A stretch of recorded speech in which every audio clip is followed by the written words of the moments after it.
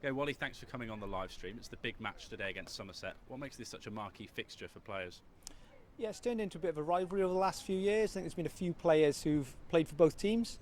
So Colin Ingram, Craig Meshter, Jim Allenby, and that's kind of helped build up the rivalry, I guess. But we do tend to have some really good games against Somerset, and you get the supporters who quite like to travel to the different grounds. Obviously, that won't be the case today. Hopefully, they'll all be watching on the live stream. But it has really built up, I think, by the quality of the cricket, and especially when you get players like Mark Straskothik in the past, and today, Babar Azam and Lewis Gregory, those kind of guys come into play, and pitting your wits against Somerset is always one that you circle on the calendar.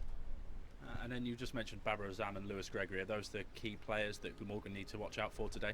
Yeah, I think they're the obvious ones. I think they're the obvious players, but there's a few that may not jump out as much on the score sheet. So they'll have like a Will Smead, who made his debut the other day and got 80 odd off their academy.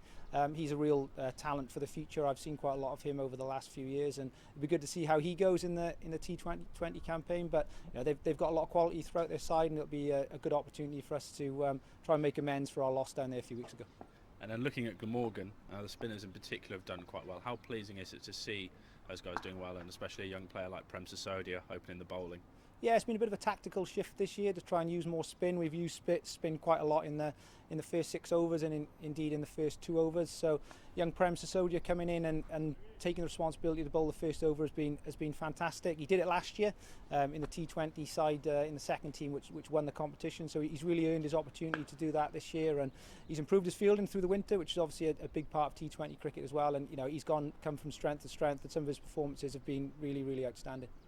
Last time out on Sunday, Glamorgan got back to winning ways against Northant Steelbacks. What was the difference in that game?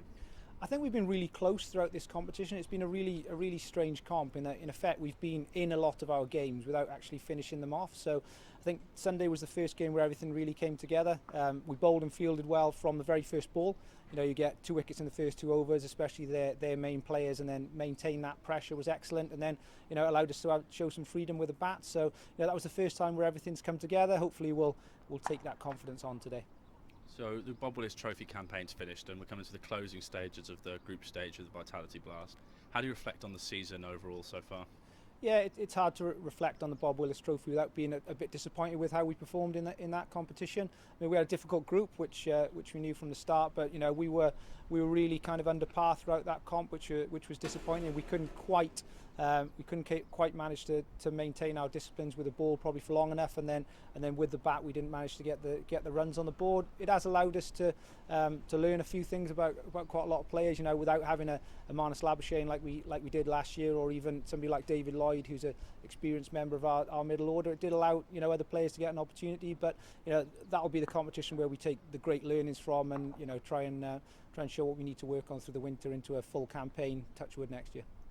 Recently announced that Lucas Carey signed a contract extension. What about the rest of the squad? What are the plans there? Yeah, so Lucas signing an extension is obviously great for us for another 2 years. Lucas has got a huge amount of potential. He's shown that he's got the quality to play first-class cricket without really stringing together that string of high-quality performances for a long period of time. So the next 2 years is really about him actually realising that potential. Him working hard and being a real fulcrum of the Glamorgan attack moving forward. So to have him tied down is great, and the hard work for him starts here really. And look, it's been a difficult season when it comes to the whole squad. As people will know, we had a lot of players out of contract, and we're starting to work through those now as things like budgets become a little bit clearer, and actually the direction the game is going in becomes clearer. It's uncertain times in all facets of life, and cricket is no different. So we're trying to work through those contracts at the moment, and we should have news on probably all of our squad within the coming week. We've mentioned Prem Sisodia. Callum Taylor's shown himself to be a real good young talent in all 3 aspects of the game, and then pre-season announced Alex Horton on a long-term deal. It must be exciting, and it shows there's a lot of talent in the pathway coming through.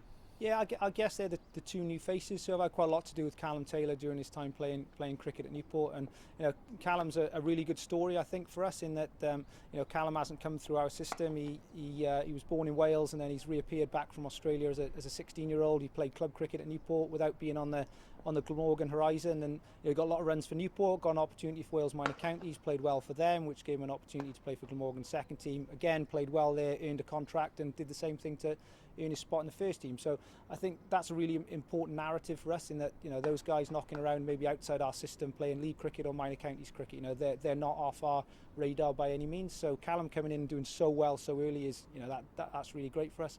And, you know, Alex Horton is probably a name which a few people have heard knocking around for a few years. He's a super talented wicketkeeper batsman that we brought into our pro squad this year. But, you know, you've always got to be a little bit guarded with somebody when they're 16. He is a great talent, but we've got to give him space to develop, space to, you know, have some failures and come back from them. You know, we're really excited about Alex, but, you know, we're not going to put any pressure on him. He signed a long-term contract with the club. That's to allow him to relax, finish off all the important things in his life, like his schoolwork, his GCSEs, his A-levels, while developing as a cricketer that hopefully will play a lot of cricket for Glamorgan, and just as importantly go on and hopefully attain some higher honours. And then finally, ahead of the game today, can we tempt you into some form of prediction? A prediction?